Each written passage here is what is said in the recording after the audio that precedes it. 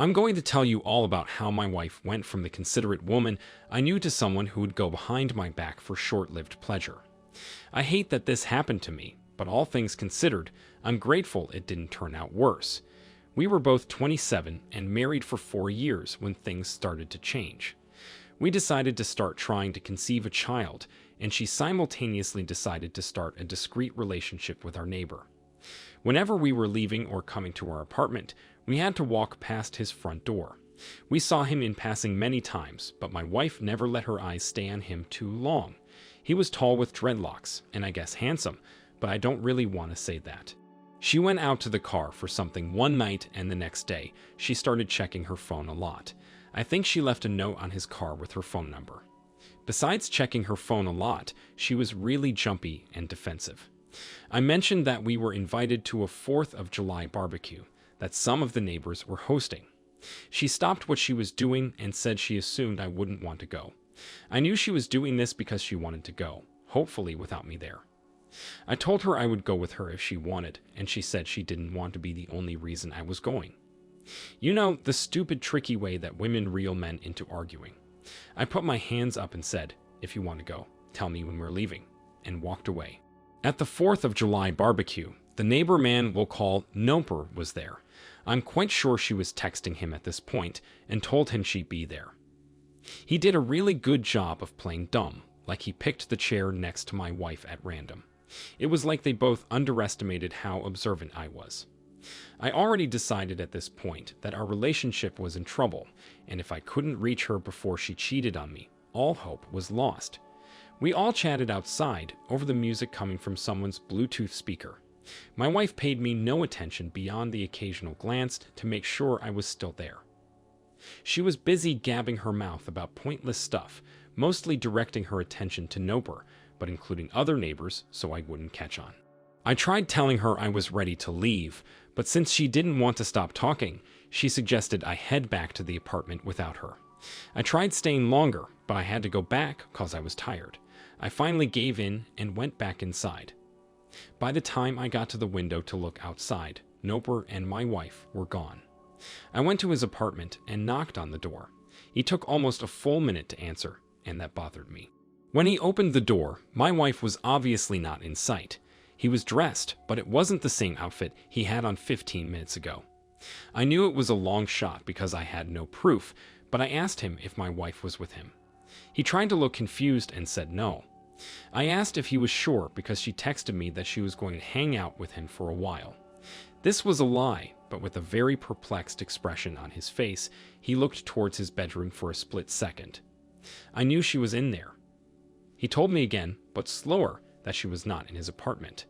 I stared at him real hard for a few moments, then walked away without another word. Before my wife even returned to our apartment, I ordered a hidden security camera to install outside our front door. When she returned, she looked flushed and avoided eye contact with me. I tried asking where she was, and just like before, she got defensive and told me I was crazy. She said she walked around outside while she ate another serving of food, then she got caught up with the neighborhood gossip spreader. I knew she was lying.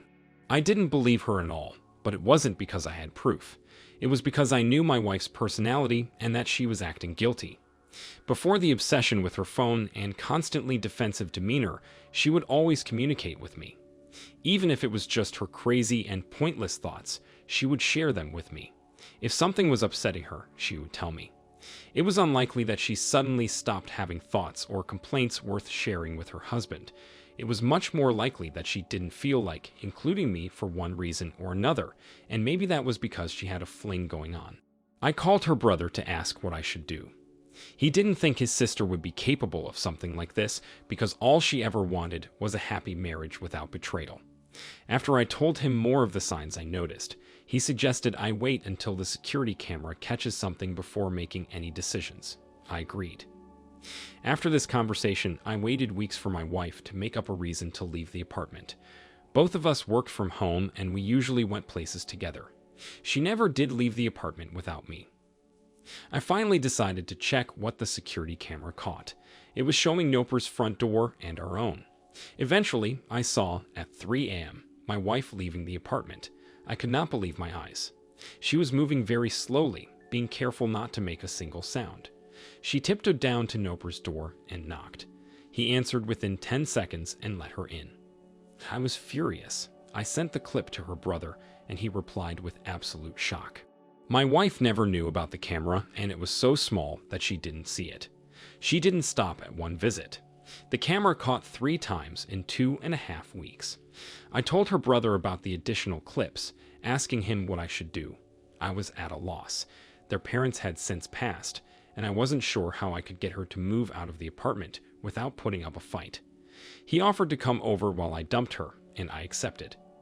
He showed up, and she was confused. I told her I had proof of her sneaking to Noper's apartment, and I would no longer consider myself married to her. Her jaw dropped. She started trembling and swore she would never do that. She was already less defensive than normal because her brother was there. I asked her if she wanted to see the video evidence, and she said yes. After watching it, she was silent. She had a very angry expression, but the only person she could have been mad at was herself. We tried talking to her more, but she was only silently fuming. Eventually, she stormed into the bedroom and packed a bag. I thought she was preparing to move out, but she only grabbed enough for a few days.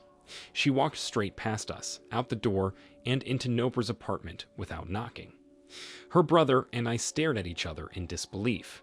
He helped me move all her stuff into the hallway of our apartment complex. I was actually pretty amused picturing her attempting to bring all this stuff into Noper's apartment like it wasn't a big deal. Over the course of a week, she managed to get half of her stuff into his apartment before he told her he changed his mind and didn't want her to stay with him anymore. This is when reality really sunk in. She called her brother and asked him if she could move in. He said no. Besides the fact that he disapproved of her behavior, he wasn't permitted to let anyone move in. Then she called me. She didn't know I had enough time to update the landlord that she'd moved out. She begged me to forgive her. She said this was the worst mistake she ever made, and she would do anything to make it better.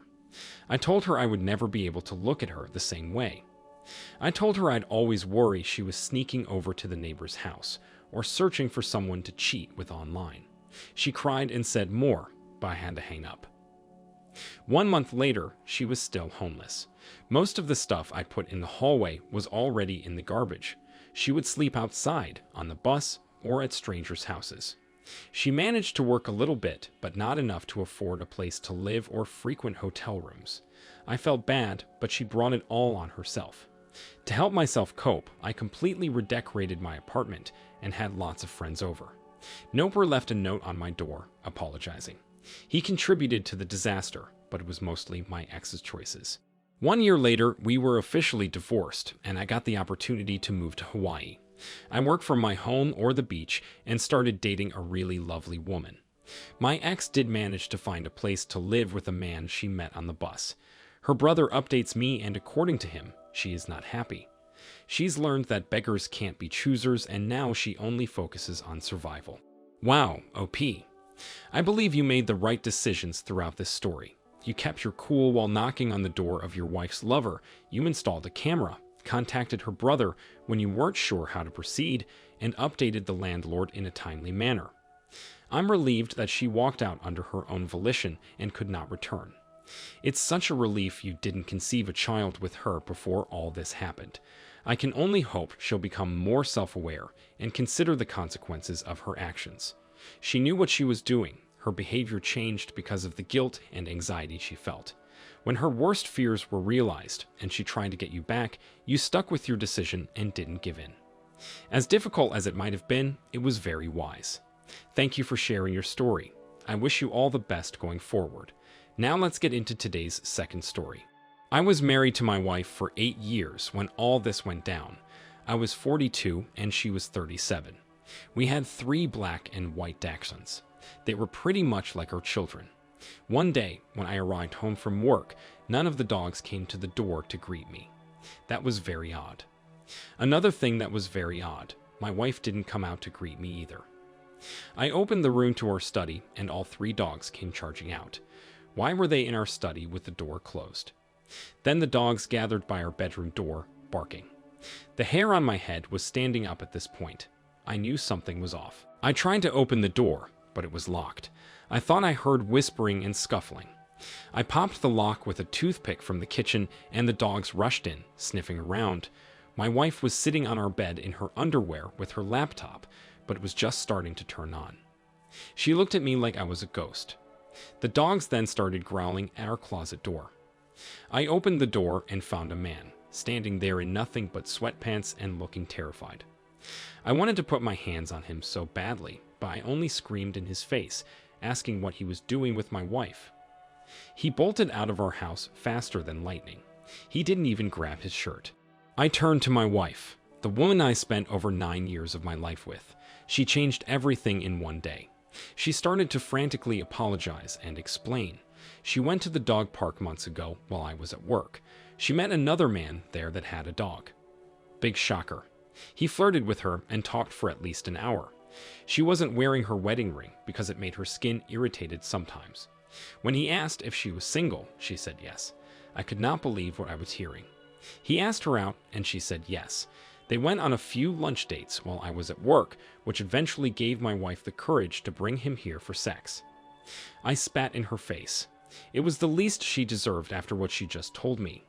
I asked her why she didn't go to his house, and get this, she said he lives with his mom, temporarily. What a winner. I told her to get out immediately, and she just cried. She pleaded with me to reconsider divorce. She said separation is fine, because I needed time to heal, but she needed me in her life, and we could recover from this. I told her that she wouldn't be the judge of what I needed to do, because she was no longer my partner as of this day. She let out a wail and started packing up her stuff. She was moving way too slow, so I started throwing her stuff out the window. She did not like that at all and picked up the pace. After she had her stuff together, she asked me where she was supposed to go. I laughed. Why didn't she think of this before cheating on me? I got her a taxi and told him to take her to the homeless shelter downtown. She was in disbelief. I don't know why. Maybe she didn't think I had the strength to resist caring about her after her breach of trust and infidelity. She didn't have any money or family, so this was it. She had to realize how shit out of luck she really was. All because I came home from work 1 hour early. During the time she was gone, I felt really bad. I'm sure she felt worse, but it was different being in the house with the dogs. They looked at me like they wanted their mom. How excruciating. But you know, the funny thing about life is that it's always changing. All living things change too, and adjust to change whether they're prepared or not. My dogs and I started to accept the new norm after just a few days. During that time, my ex begged me to come get her, but I eventually blocked her number. I needed this time apart to decide what the best course of action was. I filed for divorce after a few weeks of separation. I couldn't let her back into what was now my house. She'd let in another man, and it would never be the same to have her. During those 2 weeks, my ex told me she was staying with an old friend from high school who wanted to help her out. I then sent the divorce papers to that address, and since she was history. I was the owner of the house and dogs. There was no disputing it. So as devastating as it was to my wife, she brought it all on herself in exchange for a short fling with a dog owner that lived at his mom's house. I don't actually know where my ex is anymore. I can't believe it considering how many years we spent together, but she doesn't have the same phone number. The irony about this whole story was that several months later, I went for a walk in the dog park and met a woman. She had one chocolate dachshund. She was the most beautiful woman I ever saw, even though I don't put any value on that. After talking to her for a good while, I felt myself falling for her intelligent and kind personality. I asked her on a dinner date, and she accepted. One more thing I have to add. If I would have been the one walking in the dog park as a married man, I would have tried to bring my wife with me. If for some reason she couldn't come, you bet I would have kept my eyes from wandering. Before she cheated on me, I honored and respected my wife no matter where she was. I wanted her to be my life partner, and she was. No stranger in the park would have gotten to know me well enough. There's too many people in the world, but that doesn't mean I'll get a new one when I'm bored. Life is too short to break the hearts of the people who trust you the most. Wow, OP. I have so much respect for you. You know how a good relationship is meant to work. Honesty, communication, and respect are probably the most important qualities to have between a couple. Your ex knew she was going behind your back to cheat on you and didn't care enough to stop it. She continued hiding it and sleeping with you as if nothing was wrong. Maybe nothing was wrong within your marriage, but she just simply didn't have the self-control or respect for you that was needed for the relationship to thrive.